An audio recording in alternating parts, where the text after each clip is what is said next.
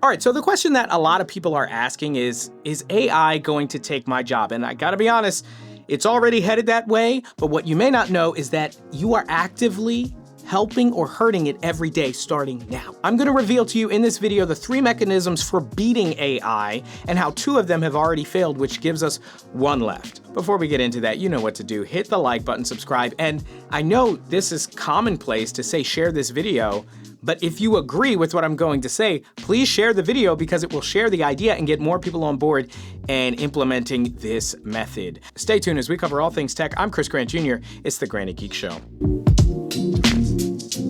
So first off, the great thing about this method is that there's already real-world proof that it can work.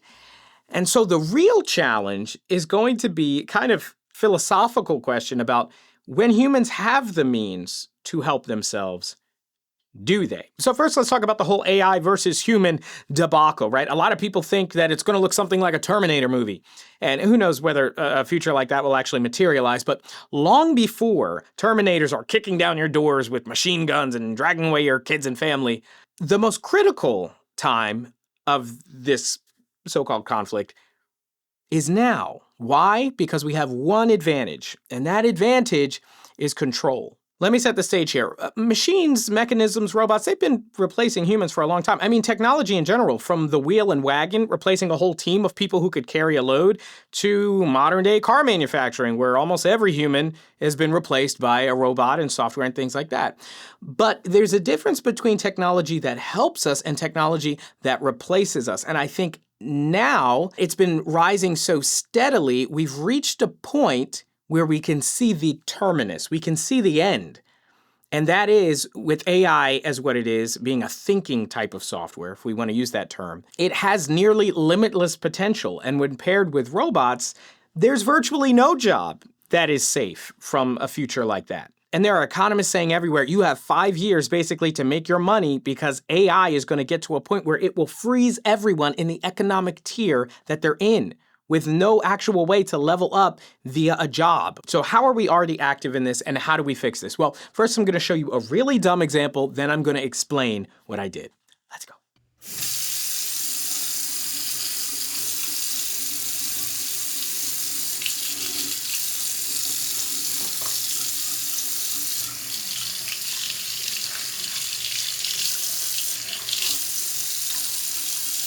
Yes.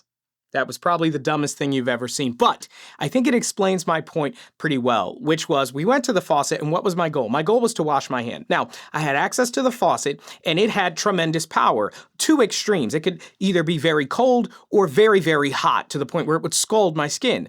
But neither of those extremes would serve my purpose, which was to get a nice hot germ-killing, grease-cutting temperature and then to wash my hands. So I tuned it to what I needed and then I used it. It ends in control. Control is everything. Control is what the people have right now, but it's changing, and it's changing every day. So what are the 3 mechanisms? The first one is government. Now, government's never going to stop advancing AI and using AI. Why? Because the most powerful AI is really going to be the dominant force in the world if we look into the future, with cyber attacks becoming more relevant to the global stage than actual physical attacks in a lot of ways. I mean, if you shut down a grid or collapse somebody's internet access, blah, blah, blah, so many things, our water, our food, transportation, all of it runs on computers. And if you have an AI that can hack that entire system, that's a problem. So you see why governments would be interested. So that mechanism is largely failed. Okay, the second mechanism is the private sector or businesses. Now, businesses have also failed because why would they ever stop using AI if it gets jobs done more efficiently? They don't need sleep, food, water,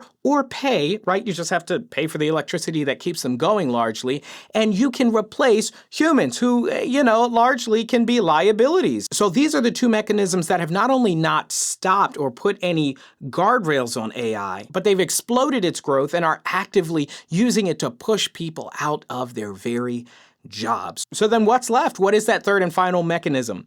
The way I see it, it's literally us. Okay, let me put it to you this way.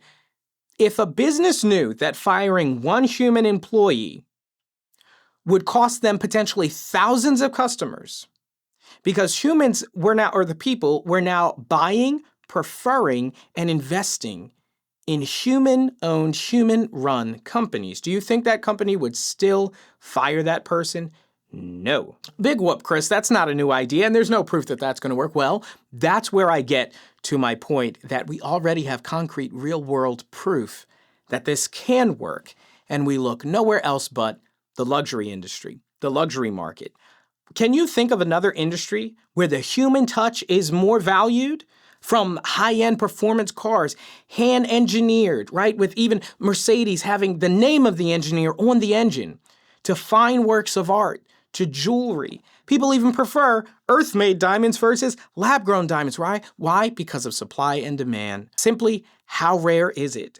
A human touch cannot be replicated truly. The inspiration, the timing, and everything that happened in that person's life that goes into their work cannot be replicated by AI. It can only be mimicked. And you may think that's dumb, but rich people don't. In fact, if you were to take a tour of a billionaire's house, you wouldn't be there 5 minutes before they were telling you about the custom design or somebody they had flown in to work on the artwork for their, I don't know, their wood-carved walls, or I mean, you name it. This is something that is seen as valuable because it's human. You would never walk in and see, some machine-made IKEA, Walmart. I'm not bashing IKEA, Walmart, but I'm saying the manufacturing process for those kinds of things is not valued in that world as it is today. They tell us, hey, like cheap.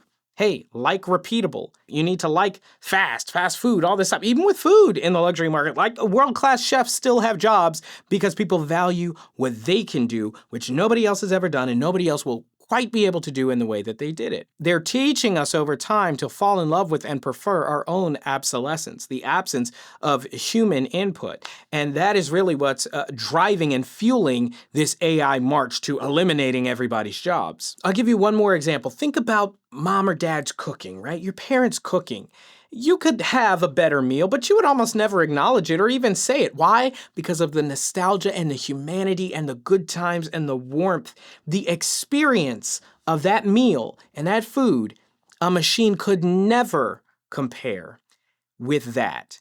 And so we need to apply that to everything that we buy, services that we engage with, whether you like it or not.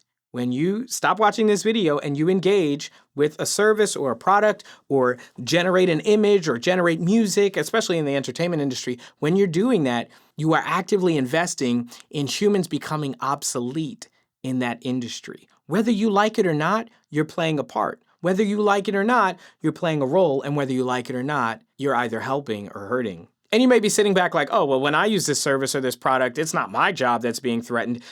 But you got to realize there are millions, if not billions, of other people who are engaging with your industry. And you better hope that they are not seeking to make your job obsolete. And I can almost guarantee that if it's not already being worked on, there are people actively interested in working to make your job obsolete. So is that an attractive, super cool, one click, you're done, download this app on your phone and your job will be secure forever solution? No. It's not, and I'm sorry. But take courage in knowing that there is a way. There is a path to AI existing and being used and being very powerful, but in no way would it ever take people's jobs because people just wouldn't stand for it. And I know that's hard. AI makes a lot of jobs easier, but realize that when you use it, you are investing in an AI future versus a human one. So let me know what you think. These are my ideas. Comment down below, and I'd love to have a conversation with you. If you liked the video and enjoyed it, hit the like button. This was kind of a combination of tech and philosophy and Terminator. Anyway, and really, if this message resonated with you, share the video so that the argument can be made to more people, and more people can join the fight? I don't know. Anyway, keep it locked here as we cover all things tech. I'm Chris Grant Jr. It's The Granite Geek Show.